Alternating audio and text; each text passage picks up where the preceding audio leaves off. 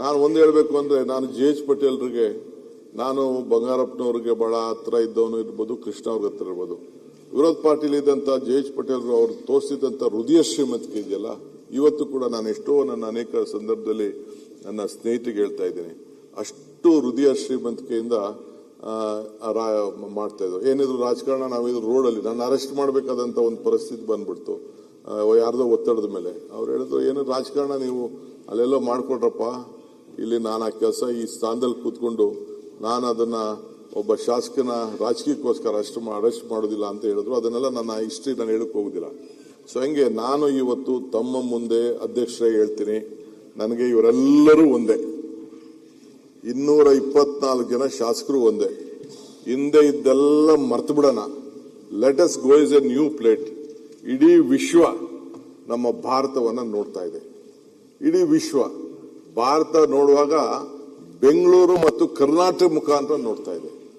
ಇಲ್ಲಿರುವಂತ ಜ್ಞಾನದ ಸಂಪತ್ತಿದೆಯಲ್ಲ, ಇಲ್ಲಿರುವಂತ ನಮ್ಮ ಯುವ ಸಂಪತ್ತಿದೆಯಲ್ಲ, ಇಲ್ಲಿರುವಂತ ಪ್ರಕೃತಿಯ ಸಂಪತ್ತಿದೆಯಲ್ಲ, ಬೇರೆ ರಾಜ್ಯದಲ್ಲಿಲ್ಲ. ತಾವು ಕೃಷಿ ಮಂತ್ರಿಯಾಗಿ ತಾವು ಕೆಲಸ ಮಾಡಿದ್ದೀರಿ.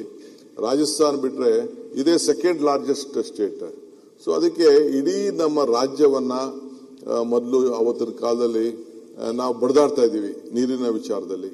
ಎಲ್ಲರೂ ಕೂಡ ಈ ಸಂದರ್ಭದಲ್ಲಿ ನೀರನ್ನ ಕೃಷಿಗೆ ಉತ್ತೇಜನ ಕೊಡಬೇಕು ಅಂತೇಳಿ ನಾವು ಅನೇಕ ಕಾರ್ಯಕ್ರಮ ರೂಪಿಸಿದ್ದೇವೆ. ಮುಂದಕ್ಕೂ ಕೂಡ ಖಂಡಿತ ನಾವು ಮಾಡ್ತೇವೆ.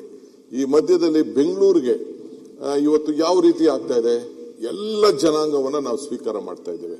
ಈ ರಾಜ್ಯದ ಯಾವುದೇ ದೇಶದಿಂದ ಬಂದಂತವರು 2 ಲಕ್ಷ ಫಾರಿನ್ ಪಾಸ್ಪೋರ್ಟ್ಸ್ ಇಲ್ಲಿದೆ. ಆ ಫಾರ್ಚೂನ್ 500 ಕಂಪನೀಸ್ ಪೈಕಿ ಸುಮಾರು 480 ಫಾರ್ಚೂನ್ 500 ಕಂಪನೀಸ್ ಆಫೀಸಸ್ಗಳು ಇಲ್ಲಿದೆ. ಸೊ ಹಂಗೆ ಇಡೀ ವಿಶ್ವದಿಂದ ಬಂದು ಇಲ್ಲಿ ಉದ್ಯೋಗ ಮಾಡ್ತಾ ಇದ್ದಾರೆ. ನಮ್ಮ ನೀರು, ಕಾವೇರಿ ನೀರು ಎಲ್ಲರಿಗೂ ಕೂಡ ಕೊಡ್ತಾ ಇದೆ, ಆ ತಾಯಿ ಕೊಡ್ತಾ ಇದ್ದಾಳೆ. ಇಲ್ಲಿ ನಾವು ಅಂಡರ್ಗ್ರೌಂಡ್ ವಾಟರ್ ಕೂಡ ನಾವು ರೀಚಾರ್ಜ್ ಮಾಡಬೇಕಾಗಿದೆ. ಬರೀ ಮುಂದೆ 2 ಇತ್ತು, ಹೆಸರುಘಟ್ಟ ಟ್ಯಾಂಕ್ ಇತ್ತು, ಈ ಕಡೆ ತಿಪ್ಪುನಹಳ್ಳಿ ಟ್ಯಾಂಕ್ ಇತ್ತು. ಇವೆರಡರಿಂದನೇ ಬೆಂಗಳೂರು ನಡೀತಾ ಇತ್ತು. ಈಗ ಪರಿಸ್ಥಿತಿ ಇಲ್ಲ.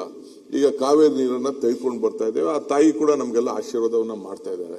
ಸೊ ಹಂಗೆ ಬಂದಂತ ಎಲ್ಲ ಜನರಿಗೂ ಕೂಡ ಅತಿ ಉತ್ತಮವಾದಂತ ಶಿಕ್ಷಣ, ಆರೋಗ್ಯ ಮತ್ತು ಒಳ್ಳೆ ಪರಿಸರ ಇದನ್ನ ನಾವು ಕೊಟ್ಕೊಂಡು ನಾವು ಬರ್ತಾ ಇದ್ದೇವೆ. ಇನ್ನು ಮುಂದಕ್ಕೂ ಕೂಡ ನಾವು ಯಾರನ್ನೂ ಕೂಡ ಈ ಬೆಂಗಳೂರು ಕಡೆ ನೋಡೋರ್ಗೆ, ಕರ್ನಾಟಕ ರಾಜ್ಯಕ್ಕೆ ನೋಡೋರ್ಗೆ ನಾವು ಬೇಡ ಅನ್ನಕ್ಕಾಗಲ್ಲ. ಬೆಂಗಳೂರು ಯಾವ ರೀತಿ ಬೆಳೀತಾ ಇದೆಯೋ ಹಂಗೆ ನಾವು 2 ಟೈರ್ 3 ಟೈರ್ ಸಿಟಿಗಳಿಗೂ ಕೂಡ ನಾವು ಅವ್ರಿಗೆ ಆ ರೀತಿ ಬೆಳಿಲಿ ಅಂತ ಹೇಳಿ, ಈಗ ಅಮೆರಿಕ ಅಂದ ತಕ್ಷಣ ಉತ್ತರದಿಂದ ದಕ್ಷಿಣವರೆಗೂ ಕೂಡ ಪ್ರತಿಯೊಂದು ಸಿಟಿಗೂ ಇತಿಹಾಸ ಇದೆ. ಹಂಗೆ ಇವತ್ತು ನಮ್ಮಲ್ಲಿ ಏನು ಕಡಿಮೆನೂ ಇಲ್ಲ. ನಮ್ಮಲ್ಲಿರೋ ಮ್ಯಾನ್ ಪವರು, ಹ್ಯೂಮನ್ ರಿಸೋರ್ಸ್ ಎಲ್ಲ ಇಲ್ಲ. ನಮ್ಮ ಪರಮೇಶ್ವರ್ ಸಾಹೇಬರು ಮೆಡಿಕಲ್ ಕಾಲೇಜ್ ಇಟ್ಕೊಂಡಿದ್ದಾರೆ, ಬೇರೆ ಬೇರೆಲ್ಲ ಸಂಸ್ಥೆ ಇದ್ದಾರೆ. 13,940 ಡಾಕ್ಟರ್ಸ್ನ ನಾವು ಪ್ರೊಡ್ಯೂಸ್ ಮಾಡ್ತಾ ಇದೀವಿ. ದಿ ಬೆಸ್ಟ್ ಡಾಕ್ಟರ್ಸ್ ಯಾರು ಪ್ರೊಡ್ಯೂಸ್ ಮಾಡ್ತಾ ಇದೀವಿ, ಹೊರಗಡೆ ದೇಶಕ್ಕೆ ಹೋಗ್ತಾ ಇದ್ದಾರೆ. ಬೆಸ್ಟ್ ಇಂಜಿನಿಯರ್ಸ್ ಪ್ರೊಡ್ಯೂಸ್ ಮಾಡ್ತಾ ಇದೀರಿ, ಹೊರಗಡೆ ದೇಶಕ್ಕೆ ಹೋಗ್ತಾರೆ.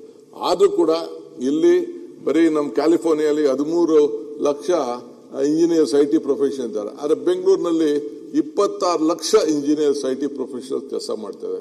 ಹಿಂಗೆ ಎಲ್ಲರನ್ನೂ ಕೂಡ ಆಕರ್ಷಣೆ ಮಾಡ್ತಾ ಇದೆ.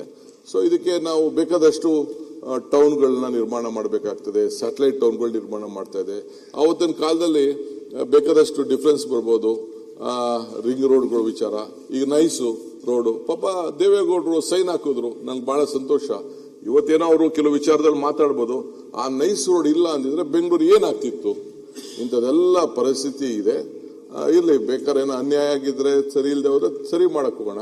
ಇವತ್ತು ಕುಮಾರಸ್ವಾಮಿ ಅವರು ಇವತ್ತು ಕೆಲವರು ವಿರೋಧ ಮಾಡ್ತಾ ಇರ್ಬೋದು, ಅವರೇ ವಿರೋಧ ಮಾಡ್ತಾರೆ, ಅವರೇ ಸೈನ್ ಮಾಡಿದ್ದು. ಬಹಳ ಒಳ್ಳೆ ಉದ್ದೇಶ ಇಟ್ಕೊಂಡು ಅವರು ಸೈನ್ ಮಾಡಿದ್ದಾರೆ.